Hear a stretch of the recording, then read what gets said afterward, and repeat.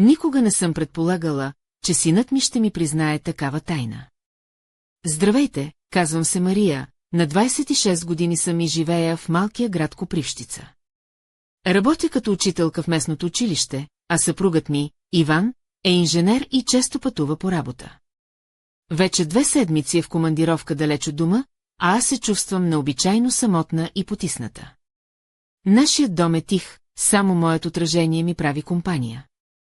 Никога не съм мислила, че една обикновена съботна вечер ще се превърне в повратен момент в живота ми.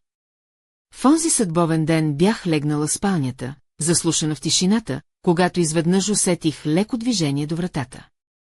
Тя се отвори почти безшумно и там, на прага, стоеше моят 18-годишен син, Димитър. Впил се в стената с ръка, сякаш се опитваше да се задържи от падане. В погледа му имаше нещо, което ми каза, че нещо се случило. Сърцето ми забързано започна да тупти, а аз тихо го повиках. Дими, какво има? Той не отговори веднага, само трепереше и изглеждаше объркан. След няколко секунди направи плъх крачка към леглото и седна на края му, гледайки надолу, сякаш се срамуваше. Майка, не мога да заспя, каза тихо, а аз разтърсих се от мисли. Сложих ръка до него и го поканих да се приближи. Ти знаеш, че можеш да ми кажеш всичко, нали? Димитър въздъхна дълбоко, очите му се напълниха със сълзи, а гласът му изтръпна, чувствам се различно напоследък. Не мога да обясня как, но не мога да го пренебрегна, аз се усмихнах леко, опитвайки се да го успокоя. Различно? Като влюбен ли си? Попитах аз, очаквайки да чуя за някоя момиче от училище. Но той поклати глава. Не, момиче, каза и тогава той ме погледна право в очите с такъв интензитет, че ми се сви сърцето. Ти си, прошепна той. Светът ми замря за миг.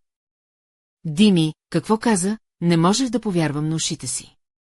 Той стана, започна да ходи нервно из стаята и каза, знам, че е грешно. Опитах се да се боря с това, да го скрия, но не мога. Това чувство е с мен постоянно. Ти си единствената, която ме разбира и ми дава смисъл. Не е просто влюбеност, това е нещо много по-дълбоко. Аз седях неподвижна, чувствайки как нещо вътре в мен се разтърсва и се бори с разума ми. Може би си объркан, това са само емоции, които ще минат, казах тихо, опитвайки се да го предпазя. Той обаче почти извика, не, това е любов. Тази нощ беше само началото на една история, която никога не съм си представила, че ще преживея. Тази съботна сутрин започна с тежко мълчание, което тежеше като камък в стаята ни. Аз, Мария, все още не можех да осъзная какво ми беше казал Дими. Толкова години бях майка му и най-близкият му човек, а сега всичко се обърна с главата надолу. Седях до масата в кухнята на нашия дом в Копривщица, а Дими беше отсреща, с поглед, изгубен в купата с овесени ядки, която едва докосваше. Въздухът беше наситен с напрежение и непознати думи, които не знаех как да изрека. Добро утро, казах аз, опитвайки се да внес малко нормалност, но гласът ми звучеше празен. Той отвърна се едва доловимо, добро утро и отново се потопи в мълчание. Времето сякаш спря и всичко, което някога беше между нас, сега изглеждаше като крехко стъкло, готово да се счупи. Опитах се да започна разговора за онова, което ми беше признал вечерта, но още преди да успея да кажа и дума, той ме прекъсна. Аз мисля всяка дума, която казах. Не лъжа, каза тихо, но с увереност, която не очаквах. В очите му имаше болка и решителност, които ме парализираха. Дими, разбираш ли, че това не може да бъде? Това е погрешно и може да ни унищожи. Гласът ми трепереше от страх, а той сякаш се втвърди, стегна челюст и се обърна към прозореца. Не искам да ти причинявам болка, каза мекичко, почти шепнешком, аз протегнах ръка през масата и хванах неговата. Ръцете му бяха топли, но вътрешно се чувствах разкъсана. Знам, но понякога любовта не пита дали е правилна или не, добави той, а аз не знаех какво да отговоря. Бях майка му, но сега се чувствах като жена, която е попаднала в ураган от чувства, които не разбира и не знае как да спре. След този разговор цялата ми увереност рухна. Дими реши да остане да спи в стаята ми, за да не се чувства толкова самотен, а аз го прегърнах, както съм го прегръщала като малко дете. Тази близост беше едновременно успокояваща и смазваща. Тялото му бе напрегнато, но нито дума не казах. Затворих очи и си пожелах тази нощ да бъде само сън, а на сутринта всичко да се върне към нормалното. Но знаех, че това беше само началото на едно пътешествие, което никога няма да бъде лесно. Възможно ли е любовта да бъде и разрушителна? И каква цена трябва да платиш, когато сърцето ти води по пътища, които разумът ти отхвърля? Тези въпроси ме преследваха, докато дните минаваха и аз се опитвах да запазя деликатния баланс между майчинството и чувствата, които започваха да ме разтърсват до основи. През следващите дни в Копривщица времето сякаш се беше забавило, а аз, Мария, се чувствах като затворница в собственото си сърце. Всяка сутрин се събуждах с мисълта за Дими и това, което той ми беше казал. Опитвах се да скрия болката и объркването си зад усмивка и обичайните си задължения в училището, но вътре всичко бушуваше. Дими се затвори в себе си. Избягваше разговорите, стоеше часове наред в стаята си, гледайки през прозореца към стария парк в центъра на града, сякаш търсеше отговори там.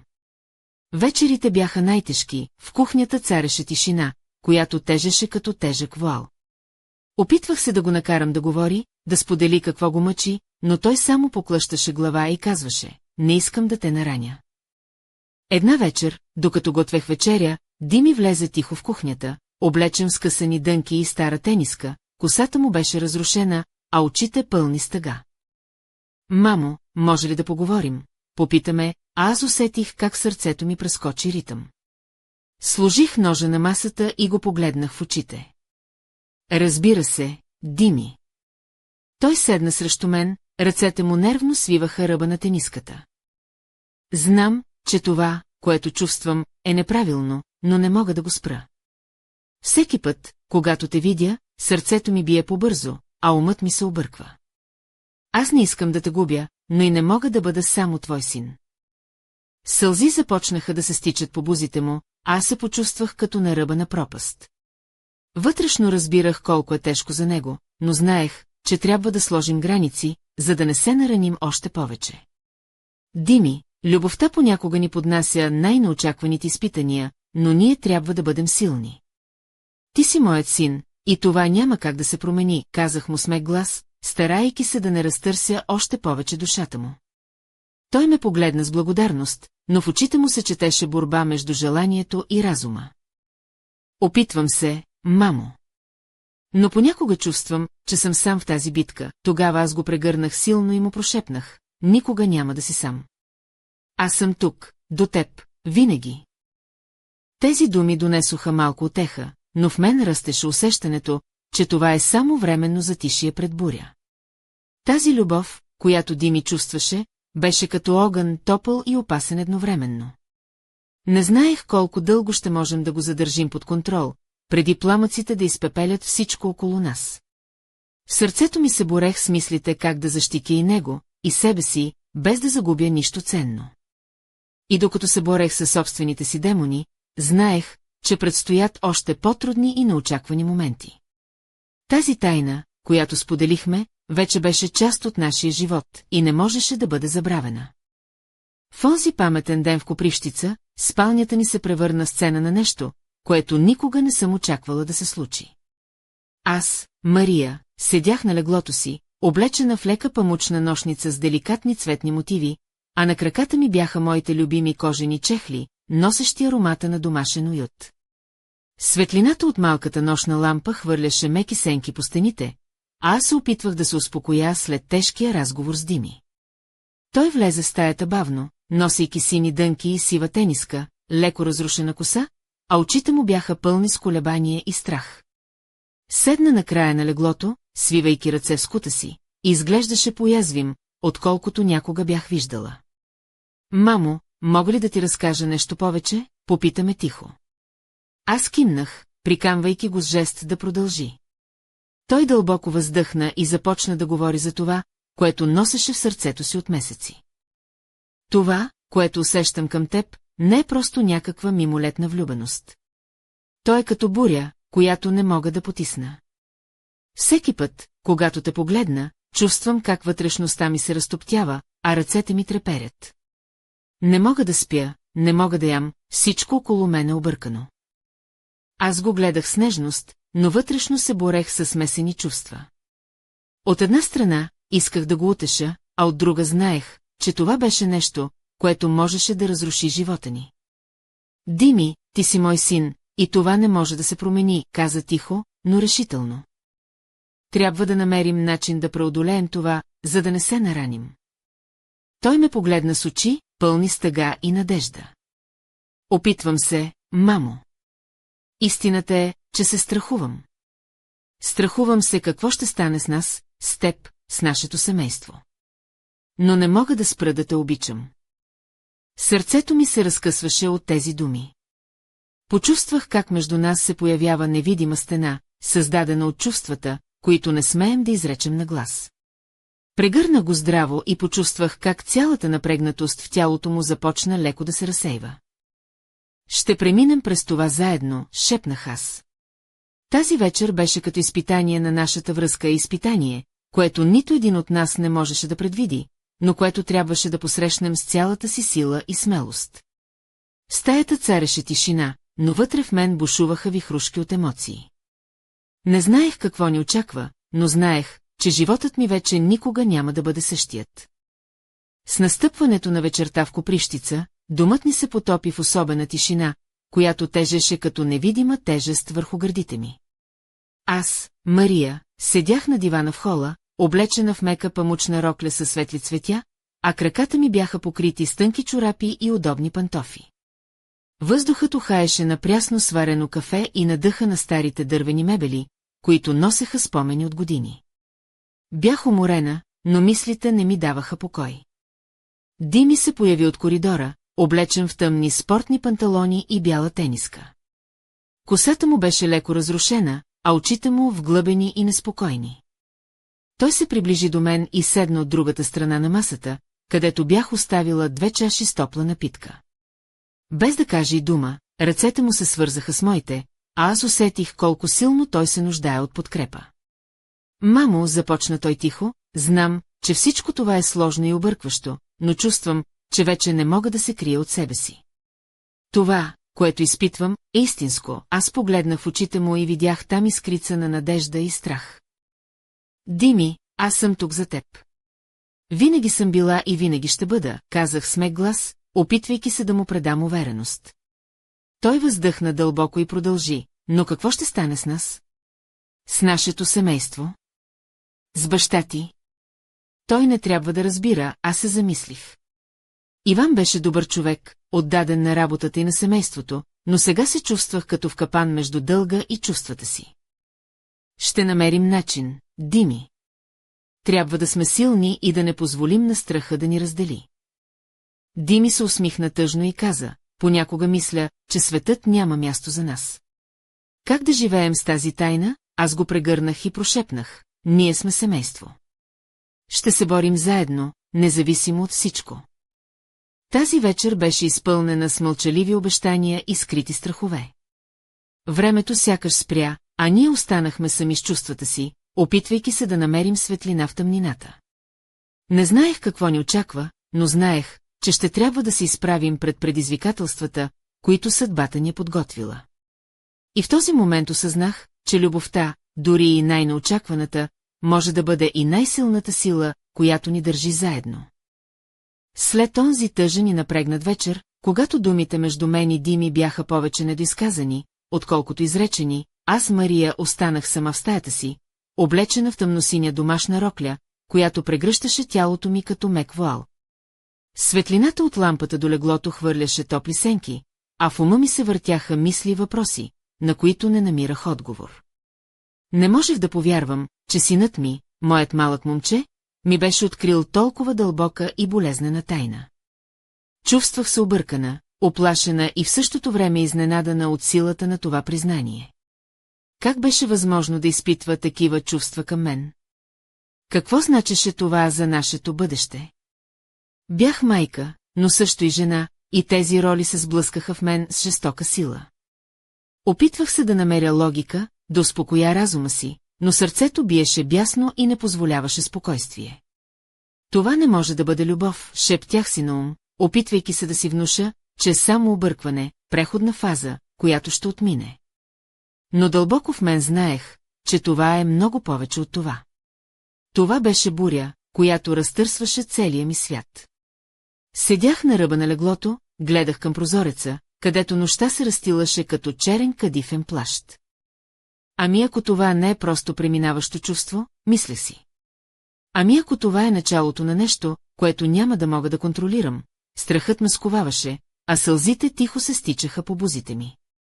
В същото време си припомнях думите на Дими, колко силно ме обича, колко много му означавам, колко дълбоко е това чувство. Това ме караше да се съмнявам в себе си и в границите, които съм поставила между нас. Можеше ли наистина да съществува любов, която да нарушава всички правила и да предизвиква толкова болка? Какво трябваше да направя, да се боря с това чувство или да го приема? В този момент осъзнах, че не мога да избягам от истината. Тя беше част от нас, част от нашия живот, и колкото и да боли, трябваше да я приемем и да намерим начин да живеем с нея. Но как? Това беше въпросът, който ме измъчваше най-много. Сърцето ми беше разкъсано между дълга към сина ми и страха от последствията. Знаех само едно, че тази нощ нищо вече няма да бъде същото. И че пред нас стои път, изпълнен с неизвестност, страхове и тайни, които трябваше да разкрием, за да оцелее любовта с каквато и да беше тя. В онзи мрачен и непредсказуем момент в нашия дом в Копривщица, когато мислите ми се въртяха във вихър от емоции, се случи нещо, което никога не очаквах. Аз, Мария, бях потънала в размисли, облечена в тъмнозелена памучна туника и с дългата си кафява коса, свободно спускаща се по раменете ми. Стаята беше полусянка, а на масата до мен гореше една самотна свещ, която хвърляше танцуващи светлинни от блясъци по стените. Дими влезе тихо, с поглед, който съчетаваше отчаяние и решителност. Той не изглеждаше вече объркан, а напротив, в очите му блестеше нещо ново, нещо, което ме накара да застина.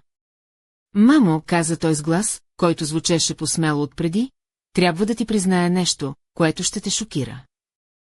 Сърцето ми прескочи ритъм. Какво е, Дими? Попитах предпазливо, усещайки как напрежението в стаята нараства.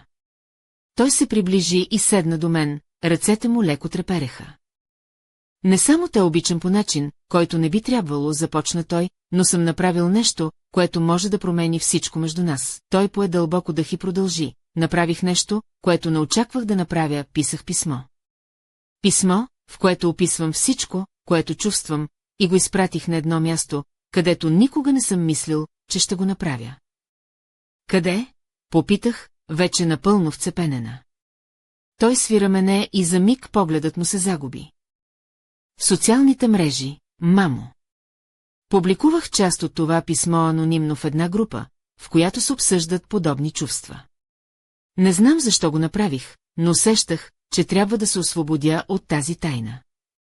Аз седях безмълвна, чувствайки как всичко вътре в мен се обърква още повече. Това беше неочакван обрат, който разбиваше всички мои опити да запазя контрола. Дими, това е опасно, казах тихо. Какво, ако някой разбере? Той ме погледна право в очите и каза с твърдост, вече не мога да живея в лъжа. Искам да бъда честен със себе си и с теб, независимо от последствията. Тази решителност ме изненада и ми изпълни с противоречиви чувства, страх, гордост и дълбока тревога. Този момент беше като взрив, който разтърси основите на нашия свят.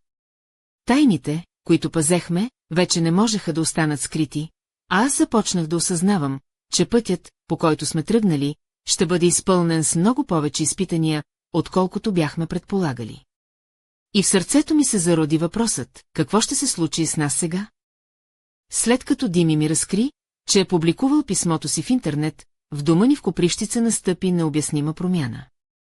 Аз, Мария, все още облечена в любимата ми тъмнозелена туника, столях неподвижна, опитвайки се да осмисля внезапния обрат на събитията. Светлината на свеща трептеше и хвърляше странни сенки по стените, които сякаш отразяваха хаоса в мислите ми.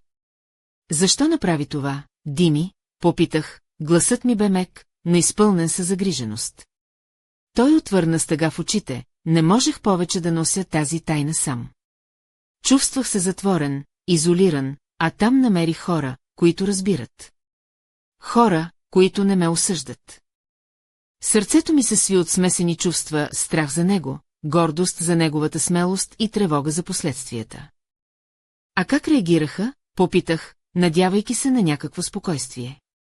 Имаше подкрепа, но и много страхове. Някои писаха, че това е неправилно, други, че имат подобни чувства. Но най-важното е, че вече не се чувствам сам, каза той, гледайки ме с искреност. В този момент разбрах, че Дими е на път да започне нов живот, в който няма да се крие, но и който ще бъде труден и изпълнен с предизвикателства. Аз почувствах как отговорността ми като майка се утежнява, трябваше да бъда неговата опора и щит срещу света. Това може да промени всичко между нас, казах аз, осъзнавайки тежестта на думите си. Но няма да те оставя сам. Дими се усмихна за първи път от дълго време, усмивка, която съчетаваше облегчение и страх. Благодаря ти, мамо. Ти си единственият човек, на когото мога да разчитам. Тази нощ беше повратна точка, а нашата тайна вече не беше само между нас, а част от по-голям свят, който можеше да приеме или отхвърли това, което чувствахме. В същото време това беше начало на нова глава, в която любовта и страх се преплитаха по начин, който трудно можех да разбера, но знаех, че трябва да посрещна с отворено сърце. Домът ни в Копривщица сякаш беше обвит в невидима буря, която растеше с всеки изминал ден. Аз, Мария, усещах как напрежението между мен и Дими достигаше своя връх. Облечена в тънка, кремава блуза и тъмносини дънки, седях на стола в кухнята, докато той мълчаливо прекусяваше стаята, облечен в черна тениска и дънки, с очи пълни с болка и съмнение. Публикацията му в социалната мрежа предизвика вълна от реакции, някои подкрепяха, други осъждаха, а трети просто гледаха с недоумение. Но това, което не очаквах, бе как тази тайна започна да се отразява на отношенията ни у дома. Дими се затвори още повече себе си, а аз се чувствах безсилна да му помогна. Как можем да продължим така? Попитах го един ден, когато напрежението достигна своя пик. Той се спря, обърна се към мен с очи, пълни със сълзи, и каза: не знам, мамо. Но знам, че това, което чувствам, е истинско и не мога да се откажа от него. Тези думи като гръм ме поразиха. В същото време усещах как границите между майка и син започват да се размиват по болезнен начин. В дома, който някога беше пълен с уют и спокойствие, сега цареше напрежение, което не можехме да избегнем. Вечерите бяха изпълнени с мълчание и скрити погледи, а всяко докосване носеше тежестта на тайна, която тежеше върху нас като невидима верига. Аз се борех със себе си, между желанието да бъда до него като майка и сблъсъка с чувствата, които не биваха наши. В този момент осъзнах, че нашата история вече не е просто семейна драма, а нещо много посложно и опасно. Любовта ни, макар и забранена, беше като вулкан, който заплашваше да изригне и да промени всичко завинаги. И когато мислех, че сме достигнали дъното, съдбата реши да ни поднесе още по-шокиращо обрат. Тази тайна, която пазехме, вече не беше само наша. Някой друг знаеше. И това беше началото на края на всичко, което познавахме. С настъпването на мрачната вечер в Копривщица, домът ни беше потънал в тежка тишина, а аз, Мария, столях до прозореца, облечена в черна копринена нощница, която падаше леко по тялото ми и оставяше малко на въображението. В ръцете ми трепереше писмо, което не бяхме очаквали да получим анонимно, но съдържанието му беше като удар под кръста. Знам за вас, гласът в хартията беше студен и безпощаден. Тайната, която пазите, вече не е ваша. Ако не я извадите на светло, последствията ще бъдат разрушителни. Сърцето ми се сви от страх и гняв, а в очите ми се полявиха сълзи, които не можех да задържа. Дими беше до мен, облечен само старата си сива тениска и спортни панталони, с поглед, който търсеше отговори и утеха. Кой би могъл да знае, прошепна той, а аз не намерих сила да му отговоря. В този момент разбрах, че вече не сме сами в тази битка. Нашата тайна беше излязла наяве, а това означаваше, че животът ни никога няма да бъде същият. Мислите ми се замъглиха, щяхме ли да загубим всичко? Щяхме ли да останем един до друг, или този удар щеше да ни разруши? Погледнах Дими и видях в очите му същата уплаха, която чувствах и аз. Но също така и решимостта да се борим за любовта си, за семейството си, за живота, който искахме да изградим. Не можем да се откажем сега, казах тихо, хващайки ръката му. Това е нашият живот. Нашата истина. Тази нощ беше като буря, която разтърси всичко до основи и остави след себе си само въпрос: какво ще бъде след това? Как ще се справим с последствията? И най-важното, ще успеем ли да запазим любовта си, въпреки всичко? Историята ни беше на ръба на бездната, а аз знаех, че това е само началото на по-голямата битка. Но бях готова да се боря, заедно с Дими, до край. Защото понякога истинската любов е тази, която трябва да преодолее най-тъмните изпитания, за да оцелее.